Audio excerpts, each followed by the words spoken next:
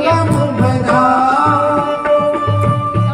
तेरे घर से तेरे जन की मैं सेवा टहल बजाऊं तेरे गिरधर तेरा नचायो ना सुरे मारा नचराजा तेरा नचायो ना सुरे प्रभु जान का कपड़ा पहिरा है तैसो ही स्वांग धरा प्रभु जान का कपड़ा पहिरा है तैसो ही स्वांग धरा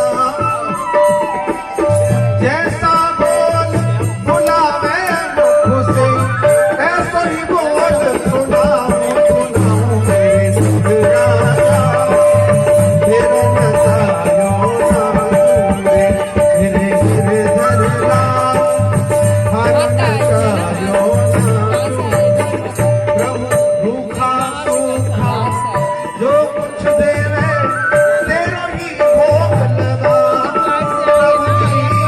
रूखा सूखा जो भी देवे तेरा ही भोग लगा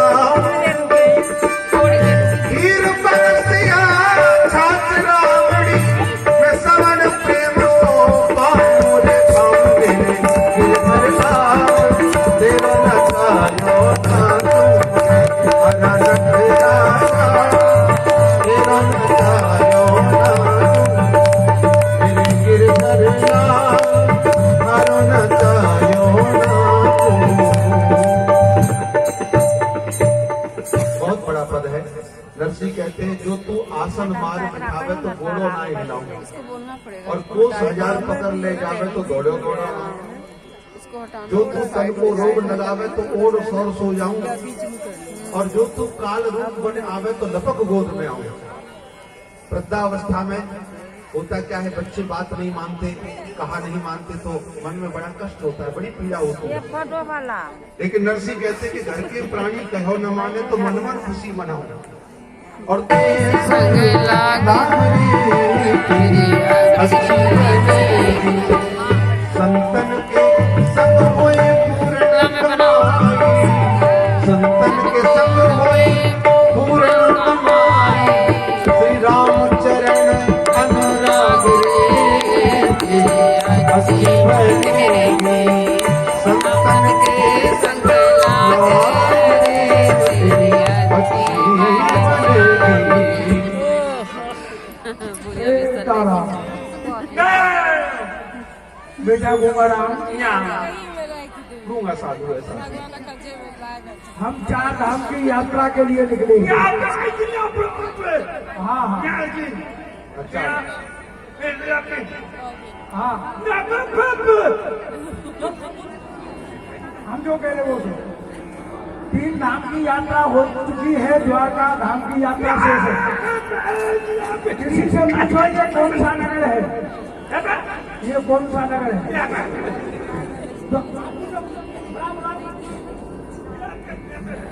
भगत जी ये गुमारा पूछ रहा है जी ये जो नगर है ये कौन सा नगर है अच्छा अच्छा ये हमारा जूनागढ़ है अच्छा अब एक बात और बताइए हम संत द्वारकापुरी जाना चाहते हैं जी तो द्वारकापुरी का मार्ग देखा हुआ नहीं है कैसा मार्ग है हुआ हमारा यहाँ से आगे तो आपको केवल जंगल का रास्ता मिलेगा बड़ा भारी जंगल है बड़ा घोर जंगल है और 80 कोस तक आपको कोई नगर गांव नहीं पड़ेंगे अच्छा महाराज एक कहावत है गुजरात में कि द्वारका राज करे रण छोड़ सर्व स्वर्ण की बनी द्वारका गोमती लेते हिलोर मंदिर मंदिर झालर वाजे शंखन की घनघोर और 80 कोस की झाड़ी पड़त है कावा भील कठोर ये झोली झंडा छीन ले सब कुआं डाले ठोर महाराज यहाँ तो इस जंगल में बहुत से भील जाति के लोग रहते हैं बहुत से लुटेरे भी रहते हैं डाकू भी रहते हैं महाराज जो कुछ साथ में होता है छिना लेते हैं सब छिना लेते हैं महाराज अब मार भी देते हैं नहीं देंगे तो अंतिम यात्रा भी हो जाएगी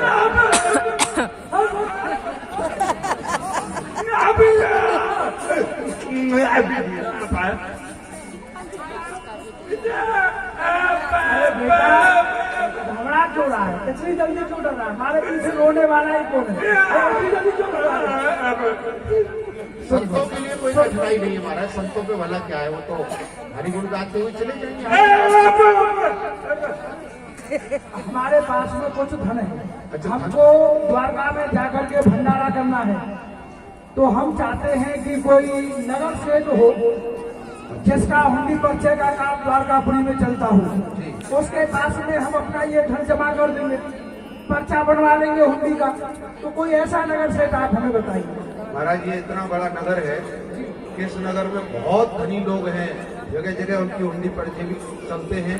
परंतु समस्या ये है कि गुजरात है, यहाँ हमारे संत महात्माओं का काम करने के लिए कोई तैयार नहीं होता।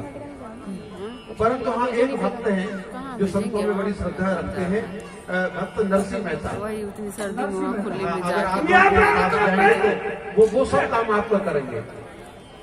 नरसिंह मेहता है। हाँ हाँ, वो बिल्कुल संतों का बड़ा सत्कार करते हैं महाराज। ये कहाँ रहते हैं? बस नगर के बाहर उनकी कुटिया है, आश्रम बना हुआ है। आश्रम में रहते हैं इतने बड़े नगर सेठ और कुटिया में नगर के बाहर, ये समझ में नहीं आ रहा है। वो महाराज वो भक्त हैं, संत सेवी हैं, उनके यहाँ अनेक संतों के भंडारे चलते ही रहते हैं। तो आप हाँ वहाँ चले जाएं तो वो आपका कार्य करेंगे। ऐसे वाले जो होते वो दिखावा नहीं करते, सज्जन पुरुष आपका प्रदर्शन नहीं करता है ज्यादा, वो कोई सज्जन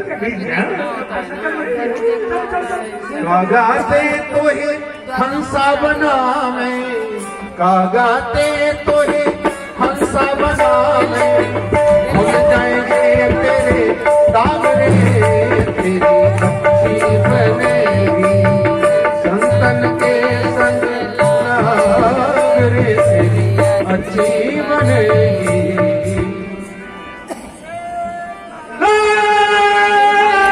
जो करवा रहे हैं तारा शास्त्री जी आपकी भाई मुझे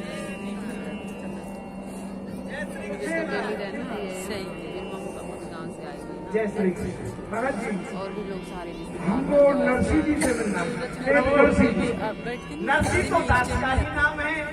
आज्ञा कीजिए, बड़ी कृपा की आपने जो दर्शन दिए हैं, तो ये संत मंडली आपके ही पास आई है। बड़ी कृपा है मेरे ऊपर संतों की, जो आप मेरे यहाँ पधारे हैं। आइए विराजिए। सेठ जी विराजेंगे, इतना समय नहीं है, हम द्वारका धाम के लिए जा रहे हैं। हमारे पास में कुछ धन है। हमने सुना है द्वारकापुरी का मार्ग बड़ा कठिन है, उसमें भीड़ रहते हैं, चोर लुटेरे रहते हैं, ये धन हमसे छिड़ा देंगे।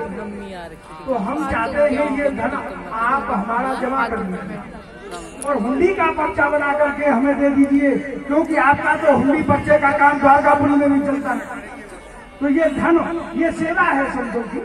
प्रभु आपको किसी ने बेटा दिया है, मैं गरीब ब्राह्मण हूँ, हुंडी का व्यापार नहीं करता हूँ, बस भगवान का भजन करता हूँ और अपने परिवार का पालन करता हूँ। हुंडी का व्यापार मैं नहीं करता। तो बतायो आप ही को सज्जन थे दो चार, मानो या ठुकराओ हमको पड़े तुम्हारे द्वार। भगत जी विनती बारंबार, संतन की सेवा से अब तो ना कीजिए इनका। भगत जी ये संतों की सेवा है, इससे आप इनकार न करो। आप बहुत बड़े नगर सेठ हैं, द्वारका में ही नहीं जितने भी तीर्थ स्थान है सब जगह आपका हुंडी पर्चे का काम चलता है। इस नगर के 10-20 लोग हमको मिले थे, सबने आपका पर्चे दिया है हमको। आप बहुत बड़े नगर सेठ हैं, आपको यहाँ प्रसाद पाइए। हाँ ये पढ़िए संत, लिख हुंडी दीजिए द्वारका को 700 मोहर दीनी, नरसी आगे डार के ये लिखनी पड़ेगी, नहीं तो अन्न जल देंगे त्याग, संत सभी दे प्राण धर नौहू धार के। सेठ जी आपको संतों की हुंडी बनानी पड़ेगी, नहीं तो ध्यान कर लेना ये संत अन्न जल ग्रहण नहीं करेंगे, आपकी कुटिया पर ही अपने प्राणों को त्याग देंगे, ये ध्यान कर लेना। ले लीजिए 500 मोहर आपके सामने पड़ी हुई, हुंडी का पर्चा ये तो फांसी लगा रहे हैं।